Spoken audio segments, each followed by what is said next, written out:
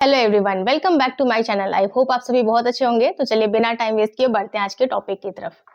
आज हम लोग कुछ एग्जांपल्स देखने वाले हैं। प्रीवियस वीडियो में हमने सीखा था कि कौन कौन से फैक्टर्स होते हैं जो कि इफेक्ट डालते हैं SN1 पे, ठीक है, उसके रेट पे कौन कौन से फैक्टर्स इफेक्ट डालते हैं। तो आज हम लोग कुछ क्वेश्चंस देखते हैं, ठीक है।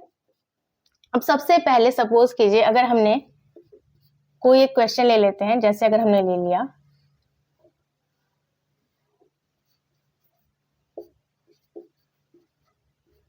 ठीक है, अगर ये आपका क्वेश्चन दिया है कि इसका आपको रिएक्शन करके बताना है कि आपका मेजर प्रोडक्ट क्या फॉर्म होगा, ठीक है, यही आपका क्वेश्चन है। अब आपको ये नहीं पता है कि प्रोडक्ट आपका एक प्रोडक्ट बनेगा, दो बनेगा, या कैसा भी आपका प्रोडक्ट यहाँ पर फॉर्म हो रहा है, ये चीज आपको कुछ भी नहीं पता। तो आप सबसे पहले क्या करेंगे, यहाँ पर आपको दिख रहा है कि क्या है, कार्बन है, यहाँ पर फिनाइल ग्रुप अटैच है, फिनाइल है, यहाँ पे CH3, यहाँ पे H और यहाँ पे क्लोरीन।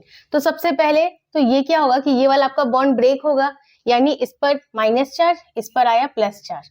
अब ये जो आपका कार्बोकैटायन फॉर्म हो रहा है, ये कैसा फॉर्म हो रहा है, यहाँ पर आपका बेंजीन भी है, यानी कि ये रेजोनेंस स्टेबिलाईज भी है, प्लस 2 डिग्री कार्बन भी है। कैसे है, क्योंकि ये कार्बन अपने अगल बगल में 2 कार्बन एटम से सराउंडेड है, ठीक है, एक तो ये और एक ये।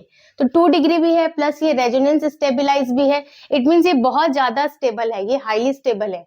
3 डिग्री से भी ज्यादा स्टेबल होता है अगर 2 डिग्री प्लस रेजोनेंस स्टेबिलाईज होता है। तो ये तो आपको दिख गया कि ये हमारा कैसा प्रोडक्ट देगा, ये हमारा SN1 तो देगा, ठीक है। अब SN1 ये देगा, ये चीजें क्लियर हो गई है। अब हम इसके मैकेनिज्म को देखते हैं। स्टेप 1 में हमारा क्या हो जाएगा, सबसे पहले हमें क्या लग रहा है कि यहाँ पर दिया हुआ है फिनाइल, यहाँ पर क्लोरीन है, यहाँ पर मिथाइल है, यहाँ पे H है, ठीक है। अब हमें लग रहा है कि ये जब हमारा बॉन्ड ब्रेक हो रहा है, Cl- हमारा बाहर निकलेगा, ठीक है, इस पे क्या होगा, प्लस चार्ज आएगा। तो क्या होगा, Cl- हमारे यहाँ बाहर निकला, प्लस हमें क्या लग रहा है कि यहाँ हमारा प्रोडक्ट बनेगा, यहाँ पर हो जाएगा कार्बन, यहाँ पर PH, और क्या हो जाएगा, यहाँ पर CH3 और यहाँ पर H, यहाँ पर आएगा प्लस चार्ज। अभी तो हमें यही लग रहा कि हमारा प्रोडक्ट कुछ ऐसा फॉर्म होगा, लेकिन ये अगर आप ऐसे बनाएंगे तो ये आपका गलत हो जाएगा। क्यों गलत हो जाएगा, क्योंकि आपका फिशर प्रोजेक्शन क्या कहता है कि कोई भी अगर आपका 3D रिप्रेजेंटेशन है उसको आपको 2D में रिप्रेजेंट करना है, ठीक है। किसी भी मॉलिक्यूल के 3D रिप्रेजेंटेशन को आप 2D में रिप्रेजेंट करते हो, तो जिस तरीके से आप उसको रिप्रेजेंट करते हो उसको बोलते हैं फिशर प्रोजेक्शन। तो यहाँ पर क्या हो रहा है कि ये आपका जो स्ट्रक्चर है ये कैसा रहा होगा, टेट्राहेड्रल। और यहाँ पर कौन सा हाइब्रिडाइजेशन हो रहा है हमारा, यहाँ पर हो रहा है sp2, ठीक है, sp2 हो रहा है। और ये कैसा होता है sp2 हाइब्रिडाइजेशन, प्लेनर स्पीसीज होता है, मतलब ये तीनों आपका क्या होगा, एक प्लेन में ही होगा, ठीक है, ये होता है प्लेनर स्पीसीज। अब इसका जो एक्चुअल स्ट्रक्चर होगा वो कुछ इस टाइप का बन रहा होगा। यहाँ पर आपका हो रहा होगा CH3, यहाँ कार्बन, यहाँ हाइड्रोजन, यहाँ पर फिनाइल, और इसकी ये वैलेंसी, एक एक वैलेंसी जो है यहाँ पे ये खाली होगी कार्बन की, या तो ऊपर से या तो नीचे से। इस पर क्या है, प्लस चार्ज। क्लियर है इतनी चीजें, कुछ इस टाइप का स्ट्रक्चर फॉर्म हो रहा होगा यहाँ पर। अब यहाँ पर हम इमेजिन ऐसा कर रहे हैं कि जो क्लोरीन है हमारा, हो सकता है वो यहाँ से बाहर निकल रहा हो, ठीक है, ये भी हो सकता है यहाँ से निकल रहा, बट हमने इमेजिन कर लिया कि चलिए यहाँ से क्लोरीन हमारा Cl- बाहर निकल रहा था यहाँ से ऊपर से। तो अब ये कुछ इस टाइप का स्ट्रक्चर होगा। तो देखते हैं स्टेप 2 में हमारा क्या होगा।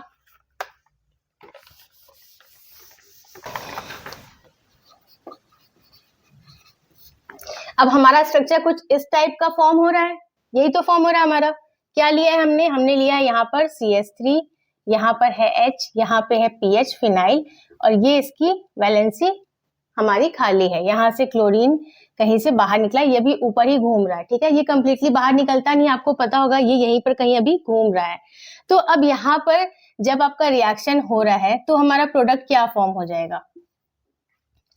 अब यहाँ पर एक चीज आपको ध्यान रखना है कि जब यहाँ से क्लोरीन आपका बाहर निकल रहा है, और यहाँ पर क्या था क्वेश्चन में, H2O से आप रिएक्शन करा रहे हैं, तो H2O जो है, जब एक आपका ये न्यूक्लियोफाइल बाहर निकल रहा है क्लोरीन, तो आपका न्यूक्लियोफाइल जब आकर अटैक करेगा, यानी H2O जब अटैक करेगा तो उसमें क्या होता है, H+ आपका बाहर निकलता है और OH- आपका आकर अटैक करता है।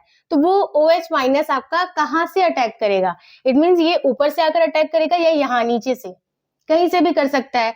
तो अगर हम सबसे पहले अगर ऐसे सोचते हैं कि जहां से हमारा क्लोरीन बाहर निकला है, ठीक है, वहीं पर आकर OH माइनस ने अटैक कर दिया तो क्या प्रोडक्ट फॉर्म होगा? जैसे यहाँ आपका Cl माइनस यहाँ था, यहाँ से निकल रहा था, अगर यहीं पर आकर आपका OH माइनस अटैक कर रहा है, यहीं पर आकर जुड़ जाता है तो क्या बन जाएगा हमारा प्रोडक्ट?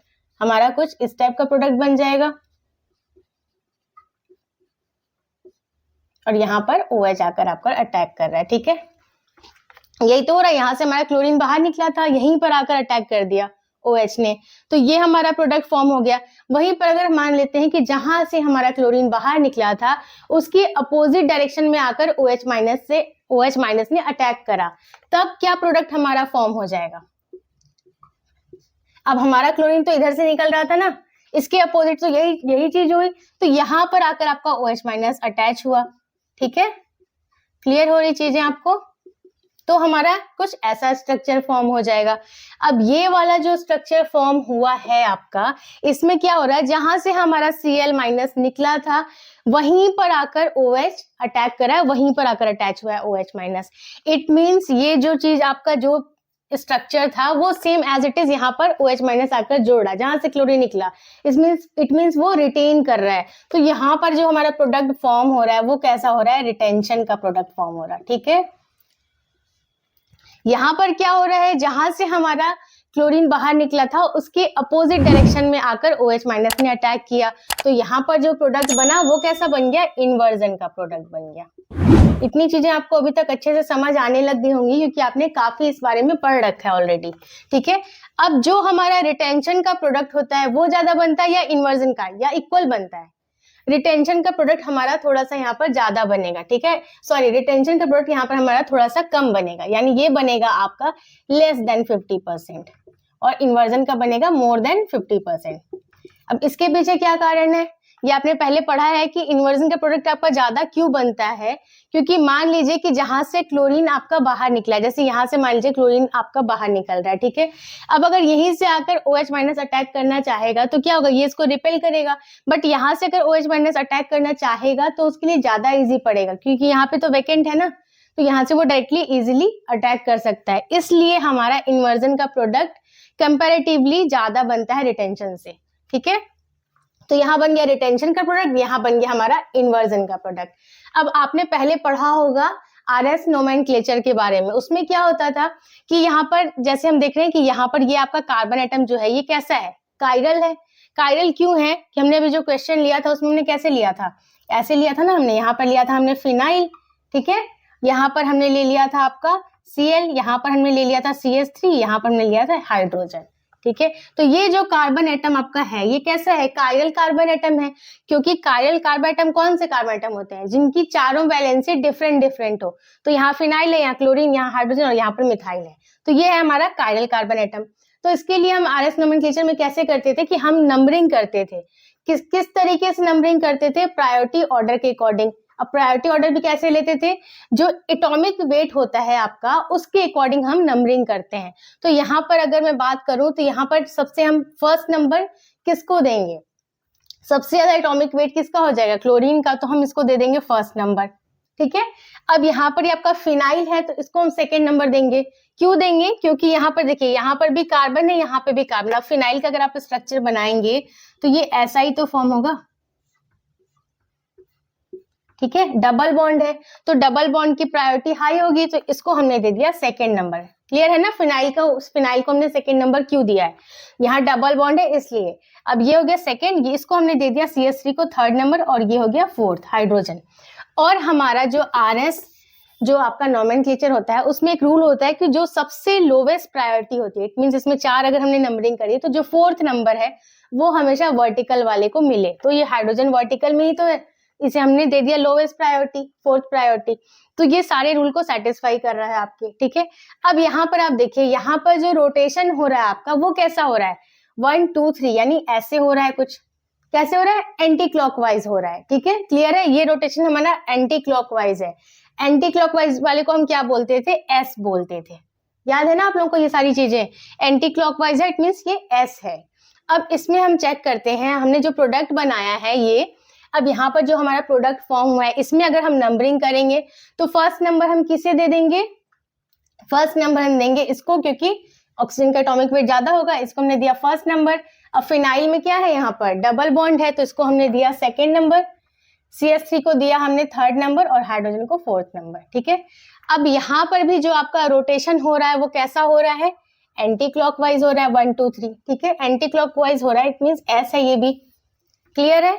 अब इसमें हम चेक कर लेते हैं, इसमें हम नंबरिंग करेंगे तो ऑक्सीजन का एटॉमिक वेट हाई है तो इसको हम देंगे फर्स्ट नंबर, देन फिनाइल को सेकेंड नंबर देंगे क्योंकि डबल बॉन्ड है, मिथाइल को हमने दिया थर्ड नंबर और हाइड्रोजन को फोर्थ नंबर। अब इसमें रोटेशन हम चेक करते हैं 1 2 3, हमारा रोटेशन हो गया अब क्लॉकवाइज, तो क्लॉकवाइज वाले को क्या बोलते हैं, R। क्लियर है इतनी चीजें। अब यहाँ पर आप देखिए हमारा जो ये आपका जो क्वेश्चन था उसमें रोटेशन जो हो रहा था वो S हो रहा था। ठीक है, S से फिर यहाँ पे बन रहा है S।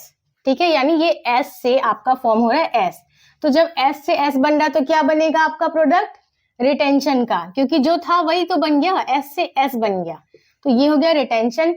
यहाँ पर देखिए S से आपका क्या हो गया, R बन गया। ठीक है, S से हमारा R बन गया तो क्या हो गया, यानी इन्वर्जन, उल्टा हो गया ना ये, तो ये हो गया हमारा इन्वर्जन का प्रोडक्ट। अब यहाँ पर एक और चीज आपको ध्यान रखनी है, अब S से S बना तो रिटेंशन, S से R बना तो इन्वर्जन। अगर आपको क्वेश्चन पूछ दे कि ये दोनों इनैंशियोमर्स हैं या नहीं है, तो ये दोनों इनैंशियोमर्स हैं, क्योंकि इनैंशियोमर्स का मतलब ही होता है कि S से R बन जाए। ठीक है, S से R बन जाए या R से S बन जाए तो वो क्या होते हैं, इनैंशियोमर्स, क्योंकि इनैंशियोमर्स मींस उनके मिरर इमेजेस हमें मिलने चाहिए, मिरर इमेजेस होते हैं वो, तो है ना ये मिरर इमेजेस एक दूसरे के। ठीक है, तो ये क्या है, ये दे आर इनैंशियोमर्स, दे आर इनैंशियोमर्स। ठीक है, तो यही सारी चीजें आपको इसके अंदर समझनी थी कि सबसे पहले तो जैसे हमें क्वेश्चन दिया था तो हमारे क्वेश्चन में हमारा प्रोडक्ट क्या बना, रिटेंशन का भी बना और इन्वर्जन का भी बना, तो इन दोनों को अगर आप कॉमनली मिला के बोलेंगे तो हमारा प्रोडक्ट कैसा बन रहा है, रेसिमिक मिक्सचर बन रहा है। ठीक है, रेसिमिक मिक्सचर फॉर्म हो रहा है हमारा, लेकिन 100% तो नहीं हो रहा ना रेसिमिक मिक्सचर, क्योंकि यहाँ पर तो रिटेंशन के प्रोडक्ट थोड़ा सा कम बन गया है और इन्वर्जन का थोड़ा ज्यादा बन गया है। मोर देन 50% है हमारा इन्वर्जन और लेस देन 50% है हमारा रिटेंशन का प्रोडक्ट। तो रेसिमिक मिक्सचर तो फॉर्म हो रहा है, हाँ फॉर्म हो रहा है, बट 100% रेसिमिक मिक्सचर यहाँ पे फॉर्म नहीं हो रहा। तो यही इसी तरीके से आपको क्वेश्चन हो सकता है एग्जाम में पूछ दे, क्वेश्चन दे दे और आपको बताना है कि मेजर प्रोडक्ट आपके कौन कौन से फॉर्म होंगे, एक आपका फॉर्म होगा, दो होगा या क्या होगा, रिटेंशन होगा, इन्वर्जन होगा, कैसा प्रोडक्ट फॉर्म हो रहा है, ये आपको इस तरीके से आपको सॉल्व करके निकालना होगा। आई होप आज का वीडियो आपको यूजफुल लगा होगा। इस वीडियो से रिलेटेड अगर कोई डाउट आ रहा है आपके मन में तो आप मुझे कमेंट सेक्शन में पूछ सकते हैं। वीडियो पसंद आए तो इसे लाइक कर दीजिए और अगर अभी तक आपने मेरे चैनल को सब्सक्राइब नहीं किया है तो प्लीज सब्सक्राइब कीजिए। मैं मिलती हूँ आपसे नेक्स्ट वीडियो में, तब तक के लिए take care and bye bye.